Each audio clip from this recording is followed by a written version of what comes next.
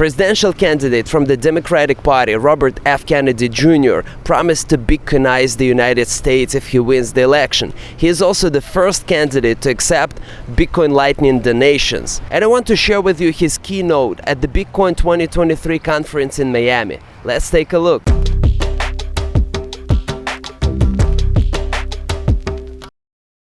I'm proud to announce Robert F. Kennedy Jr. coming up to the stage to be our next keynote speaker.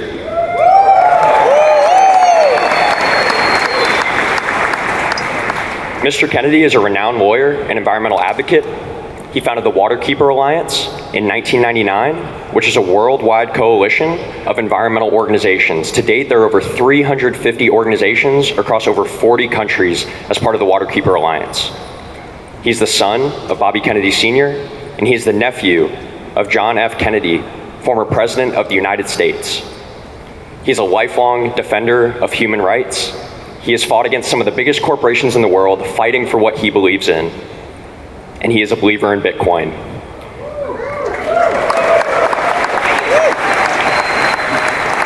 Robert F. Kennedy Jr. is running for President of the United States in 2024 in the Democratic Party. So without further ado, Robert Kennedy Jr.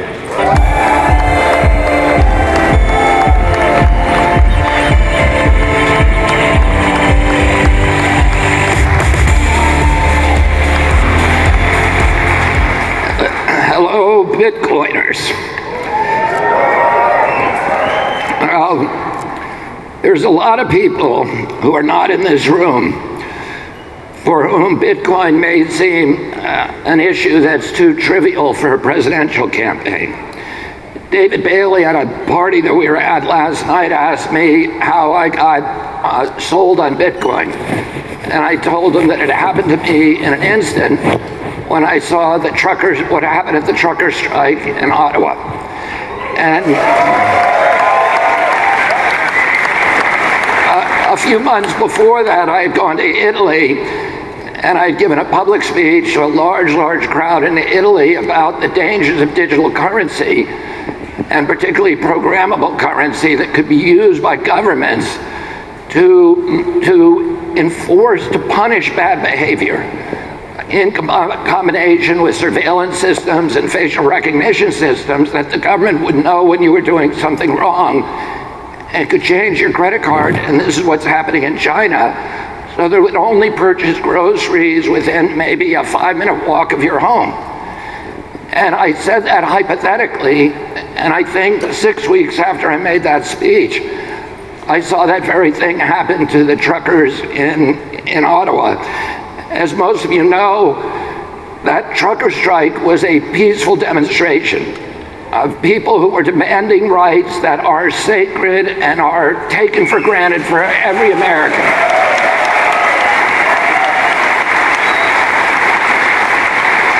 The right to be free of government mandates, the right for free assembly, the right for free speech, the right to petition our government, all of those things that we take for granted. And nonetheless, and it was a peaceful demonstration, nonetheless the Canadian government fiercely repressed the truckers' protests. Government officials declared a state of emergency. They suppressed free speech. Perhaps most alarmingly, they froze the bank accounts of hundreds of protesters and their supporters, which they identified using surveillance and data monitoring technologies. Some of these lawful and peaceful protesters, none of these lawful and peaceful protesters had violated any law. They had not been charged, and they certainly had not been convicted. But suddenly they found that they could not access their money, their bank accounts, to pay their mortgages or to feed their families. When I witnessed this cataclysm, this devastating use of government repression, I realized for the first time how free money is as important to freedom as free expression. And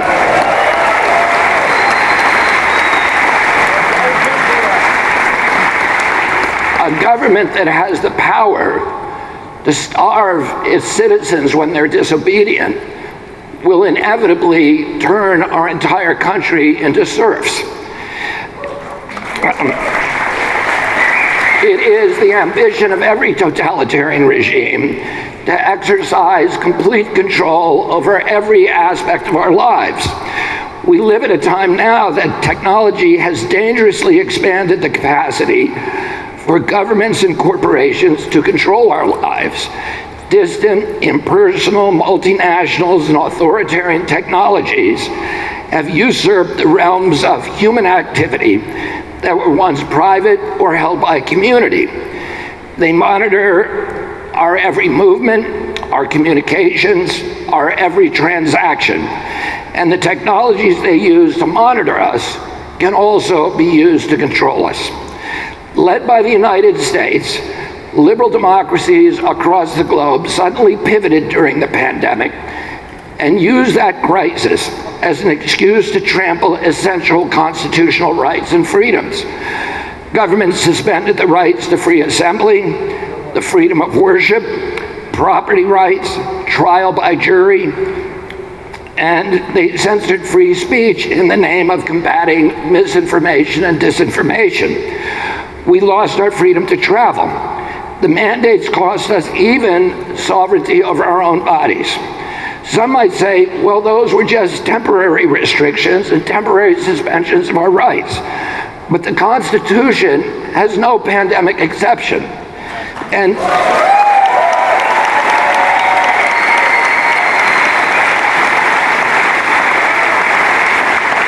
by the way, the framers of the Constitution knew all about pandemics.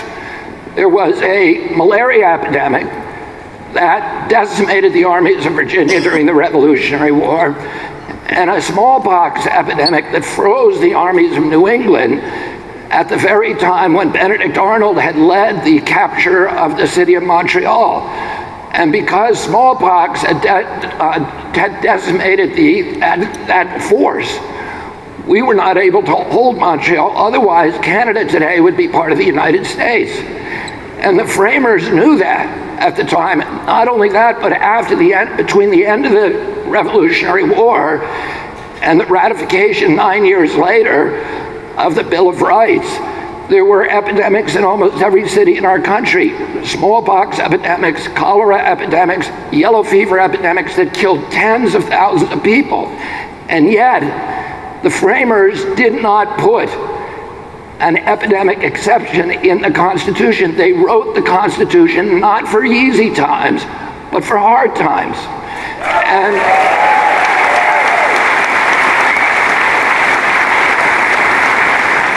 And during the Civil War, when we lost 659,000 troops killed in battle on both sides, it's the equivalent of 7.2 million today, a much worse loss than happened in COVID, and our country was being torn apart and came this close to being ripped apart. And when Abraham Lincoln did the right thing and tried to suspend habeas corpus to prevent Confederate infiltrators from inciting riots in the northern cities, he was told by the Supreme Court, you can't do it. It's in the Constitution. It doesn't matter how bad the crisis is. You cannot suspend the Constitution. And yet, we saw this very, very dangerous precedent that we now have, that we as American citizens are now facing in our country, that happened during COVID, where the government established a new precedent, which is that if it has a good enough excuse, the government can now take away all of our freedoms. And guess what? There is always a good excuse, whether it's to stop a new disease, the next pandemic, to protect us from misinformation, to prevent domestic terrorism, to stop hate speech, to prosecute a war, or to fight climate change. But all of these reasons can easily turn into pretexts. Control over the public starts perhaps as a means, but it always becomes an end. It's part of the unstated and seductive ideology of totalitarianism that utopia will come through exercising perfect control over society. And that works well as long as the good guys are in control, or your guys are in control. Bitcoin is a bulwark against precisely this kind of government and corporate expansion and intrusion. In fact, it has been used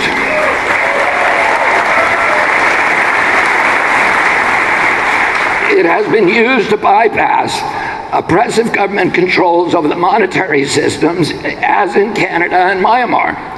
As president, I will make sure that your right to hold and use Bitcoin is inviolable.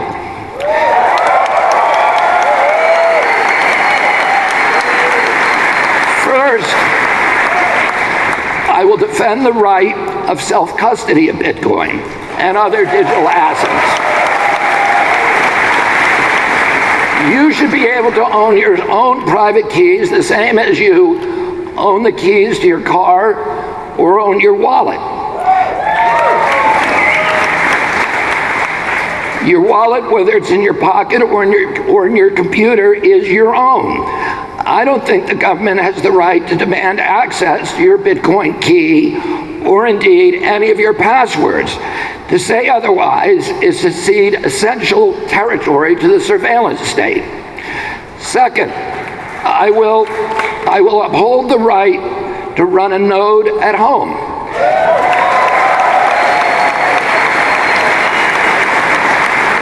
KYC requirements should be applied at the level of banks and exchanges, not at the level of nodes.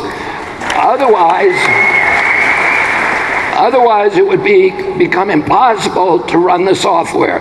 The whole point of Bitcoin is that it's decentralized. Anyone can run a node, and it's important not only for Bitcoin, but for democracy to be decentralized.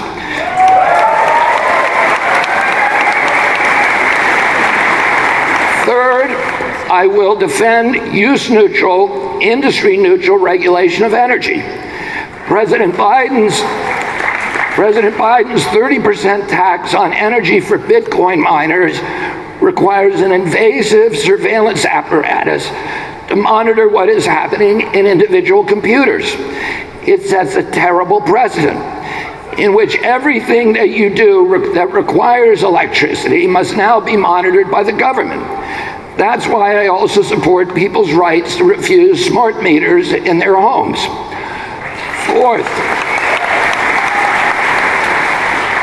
Fourth, I will make sure that the United States remains the global hub of Bitcoin and other cryptocurrencies.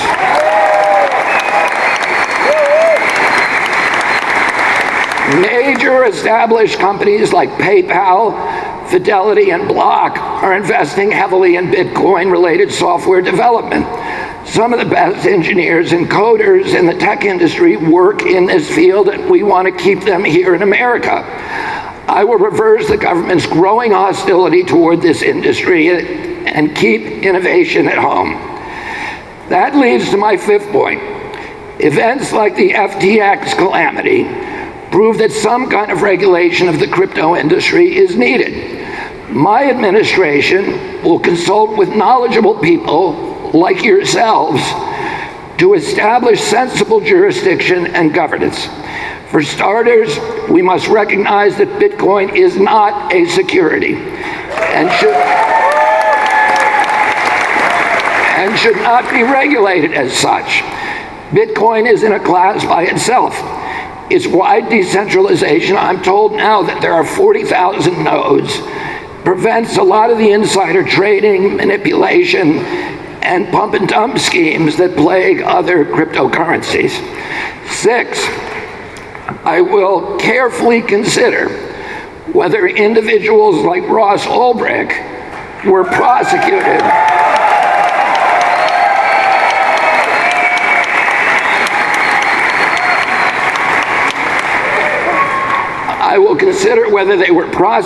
for actual crimes or as a means to crack down on crypto. If they had been unjustly made an example, I will consider pardoning them, and I will act very quickly to do so.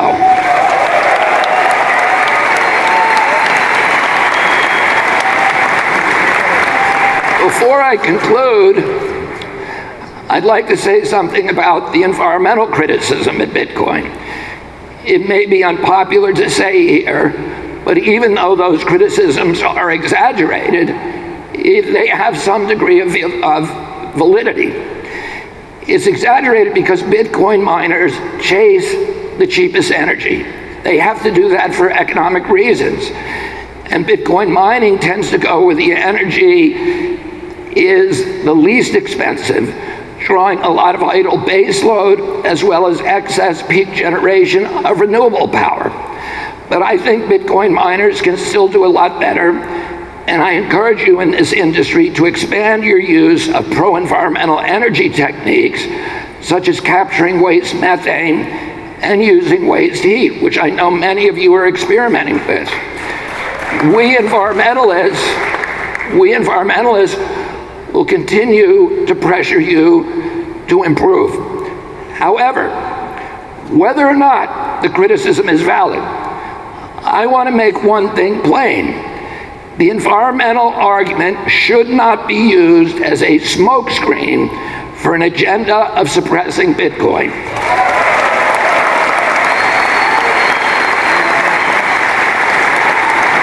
And let me repeat that.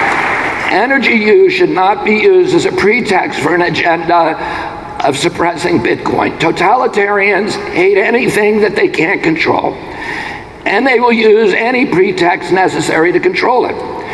I am aware of an eerie parable to the COVID years when public health became a pretext to obliterate our basic rights and freedoms. The COVID public health emergency is gone now, and we must not now replace it with some new set of rationales to further the decades-long erosion of our freedoms. Finally, I'd like to clarify a couple of things. I'm not an investor, and I'm not here to give investment advice or to promote Bitcoin over other cryptocurrencies or other currencies. That's the job of the free market, not the President of the United States.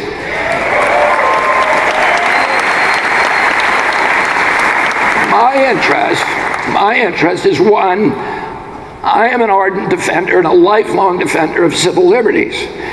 And Bitcoin is both an exercise and a guarantee of those freedoms. Two, Bitcoin is a major generator of the kind of innovation our country now needs. Three, Bitcoin embodies two of my highest ideals, transparency and trust. Americans have come to distrust the government, including the way that it has manipulated our money supply to benefit the very rich and to prosecute endless wars. Bitcoin is a neutral currency, beyond the ability of government or indeed any authority to manipulate.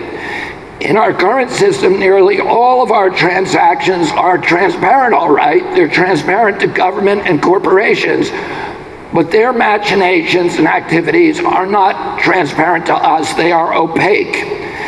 The public ledger of Bitcoin makes every transaction transparent to everyone. It might therefore be a harbinger of a future in which the government is transparent to the people, and that would be democracy. Now, I'm proud to make an historic announcement. But first, if you can please pull out your cell phones. Our campaign will be the first presidential campaign in history to accept Bitcoin donations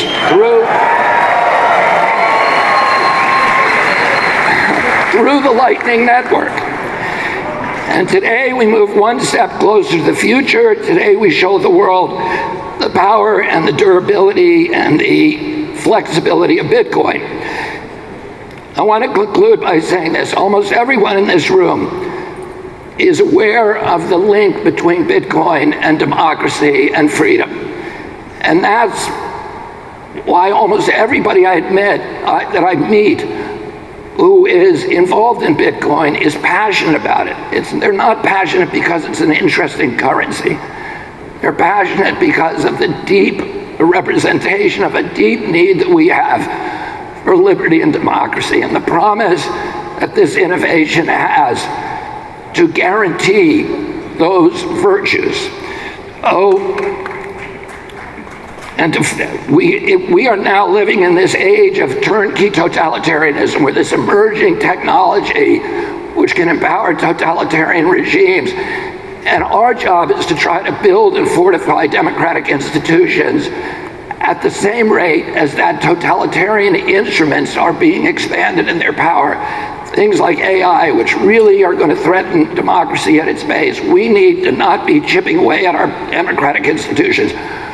We need to be fortifying the ones that exist and building new ones. And the biggest, most important one on the horizon is Bitcoin, because it can't be manipulated. All of you, I know, are here, again, not because you love a currency, but because you love our country, you love democracy, you love freedom. And in that sense, your support of Bitcoin puts you in the same category as the framers of the Constitution that gave us that Bill of Rights, that created these democratic institutions. And you are the current manifestation of that impulse. So thank you all very much for everything that you do. Thank you for being part